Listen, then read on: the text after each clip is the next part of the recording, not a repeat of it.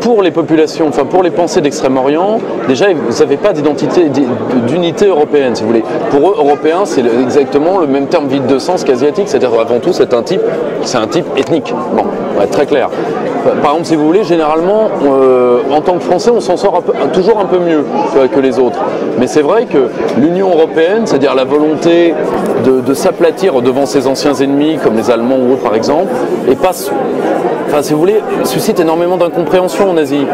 Si vous voulez, quelque chose comme l'Union européenne, c'est-à-dire quelque chose qui vampirise et qui désubstantialise les nations. Vous voulez, en Asie, par exemple, vous avez plusieurs grandes institutions internationales, dont l'OTAS, qui elle est une organisation internationale sérieuse. L'OTAS, vous avez quand même des cadors à table. Vous avez le Japon, la Chine, les États-Unis. C'est pas tout à fait, c'est pas rien. Et ce sont des gens que le fait même de renier ses intérêts et de ne pas entrer dans la négociation d'intérêts pied à pied, les yeux dans les yeux, ils ne comprennent pas notre démarche. Et en plus, ils se méfient, et ça c'est vrai, de plus en plus de ce que l'Union européenne est en train de devenir à titre, si tu veux, à titre de bilan anthropologique. C'est-à-dire de faire des peuples de plus en plus lâches, de faire des peuples qui ne sont plus aptes à faire vivre leur modèle civilisationnel. Moi, si vous voulez, je vous donne un exemple, la soirée filet de pêche à l'Élysée, le ficelle à gigot, est arrivé dans le monde entier, et moi je l'ai vu dans le Phnom Penh Times, alors que c'est un pays qui est quand même aimé au Cambodge, c'est encore la France. Moi, je peux vous assurer que ça leur a fait un choc, quoi. Ça leur a fait un choc. Hun Sen ne ferait pas ça, Xi Jinping ne ferait pas ça, et surtout, quand on ose que nous ayons les modèles sociétaux qui sont les nôtres, why not? Mais quand on ose en faire un argument diplomatique en disant à des pays qui sont des puissances et qui méritent le respect, vous ne faites pas, pour vous l'homoparentalité c'est pour quand? Parce que c'est vraiment le progrès, quoi. Autrement dit, grosso modo, j'ai encore des droits de l'homme à te donner, Bamboula, enfin, si vous voulez, c'est en pure nostalgie coloniale. À un moment, comme ces pays-là ont les moyens de se faire respecter, on commence à les échauffer. Et ça, c'est une spécialité, cette diplomatie droit de l'homiste agressive, c'est une spécialité de l'Union européenne, très clairement.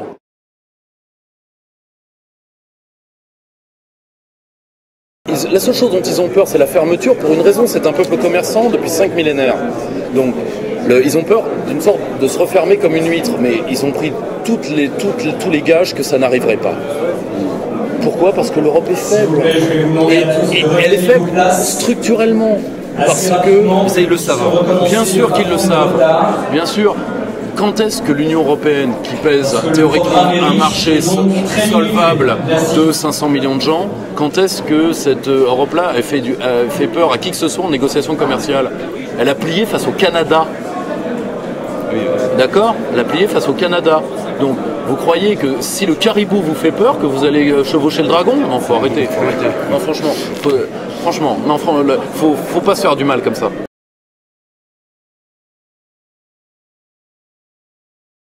Moi, fondamentalement, je suis un barassien. J'aurais rien contre la monarchie. J'aurais rien contre la monarchie. Le seul problème, si vous voulez, c'est que pour moi, ce qui compte, c'est pas de sauver le fait, c'est pas de sauver si vous voulez, la couronne, c'est de sauver le fait monarchique. Et je pense que les Français, parce que, comme disait Barès, les racines ont été coupées et qu'elles ne sont pas prêtes de repousser d'elles-mêmes, je pense. Si c'est le cas, on verra. Mais si vous voulez, je pense que pour le mieux incarner le principe monarchique, à l'instant T, politique d'abord, c'est de radicaliser la logique de la Ve République, je le pense. Y a-t-il un bloc social français qui est capable de mettre son poitrail en avant pour que ça ait lieu? Pour l'instant, non.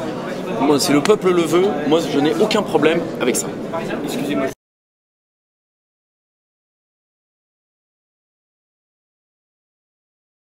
On va être très clair. Pour moi, cette question-là est morte et je vais vous dire pourquoi. Parce qu'il suffit de voir que se serait-il passé si De Gaulle n'avait pas pu le faire. C'est très simple.